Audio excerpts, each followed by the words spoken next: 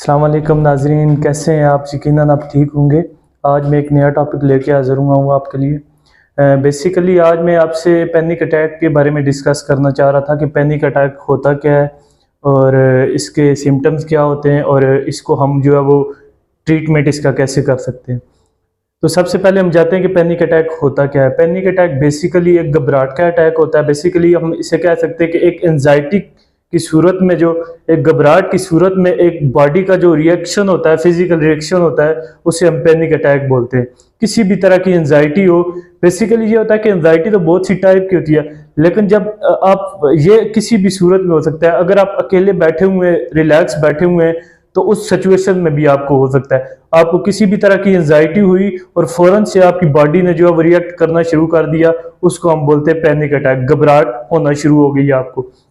तो अभी हम जाते हैं इसके सिम्टम्स की तरफ। बेसिकली इसके जो सबसे पहले सिम्टम हम देख सकते हैं, उसमें ये होता है कि आपको जो है वो चोकिंग हो सकती है, फीलिंग्स आ सकती है कि जैसे आपको चोकिंग हो रही है। आपकी जो हार्ट बीट है वो तेज हो सकती है, उसके साथ आपको स्वेटिंग हो सकती है। आपको जो है वो लॉस ऑफ कंट्रोल हो सकता है, क्योंकि जब आपकी ये सारी चीज़ें हो रही होगी तो आपका माइंड, घबराहट में ये सारी चीज़ें जो है वो आपके माइंड से और आपकी बॉडी से जो है वो शो होना शुरू हो जाती हैं। तो उसके साथ आपको जो है वो डिजीनेस हो सकती है, आप फेंट हो सकते हैं, आप नोजिया हो सकता है। और इसी तरह अगर आप साइकोलॉजिकल सिम्टम में जाएं तो लेक ऑफ कंट्रोल हो सकता है। आपको जो है वो डाइंग की फीलिंग आ सकती है, कि आपको ये फीलिंग्स आ सकती है कि मैं जो है वो मरने जा रहा हूँ। इस तरह की सिचुएशन हो सकती है। आप रियलिटी से बिल्कुल डीअटैच हो जाते हैं। तो ये बेसिकली पैनिक अटैक है। तो इसमें बेसिकली ये होता है कि इसके अगर आप चीज़ें देखें ना, सिम्टम्स अगर आप देखें, अगर नॉर्मल बंदे को पहली दफ़ा हो रहा है, दूसरी दफ़ा हो रहा है, तो उसमें बंदे को इतना ये सीवियर होता है। इसका जो ड्यूरेशन होता है वो 3 से 60 मिनट तक के दरमियान हो सकता है। तो इसमें बेसिकली तो कोई भी हो, अगर किसी भी सिचुएशन में हो, तो वो हॉस्पिटल में जाते हैं, वो ट्रीटमेंट के लिए जाते हैं इमरजेंसी में।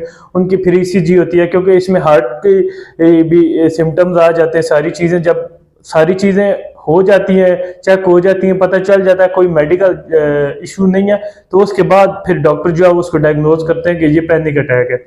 तो उसके बाद जो है वो कुछ तो रिलैक्सेशन वो दे देते हैं, मेडिसिन दे देते हैं। लेकिन पहली चीज़ हम ये डिस्कस करेंगे कि अगर आपको पैनिक अटैक हो जाए तो उस सिचुएशन में क्या करना चाहिए।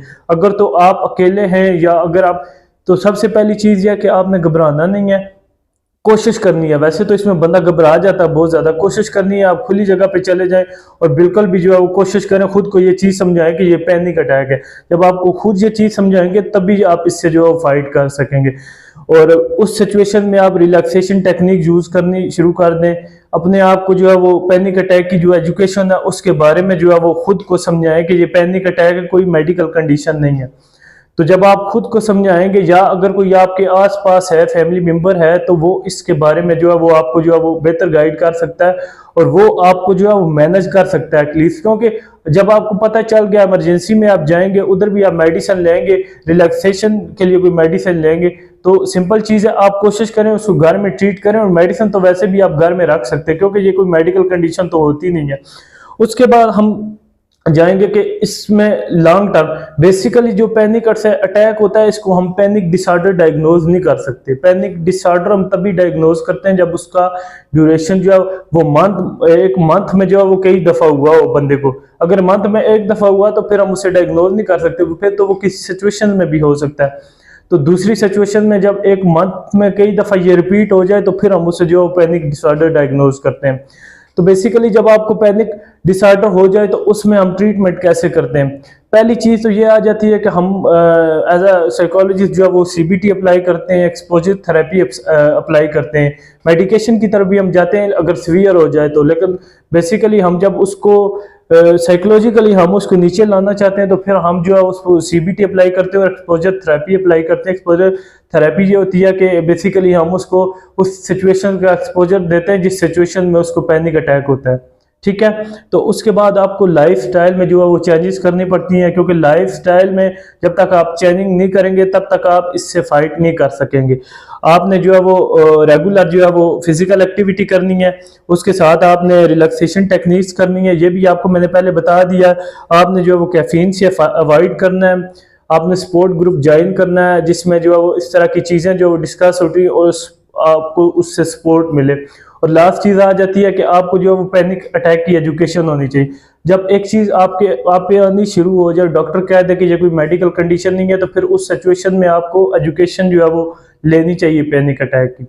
समझ गया आप मेरी बात? तो सिंपल आज की वीडियो जो मैंने इसको शॉर्ट करके बनाने का मकसद ये था कि आपको जो है वो सारी चीज़ें समझ आ जाए आसानी से और टाइम भी ना लगे, क्योंकि आप लोगों के पास टाइम नहीं होता। तो बेसिकली मकसद ये होता है कि थोड़े टाइम में आपको बात समझ आ जाए। बाकी अगर आपको कोई भी इसी तरह का इशू आता है और सीवियर इशू हो जाता है तो आप बिल्कुल भी किसी किस्म का भी रिस्क ना लें, आप जो है वो साइकोलॉजिस्ट से डिस्कस करें। तो मज़ीद अगर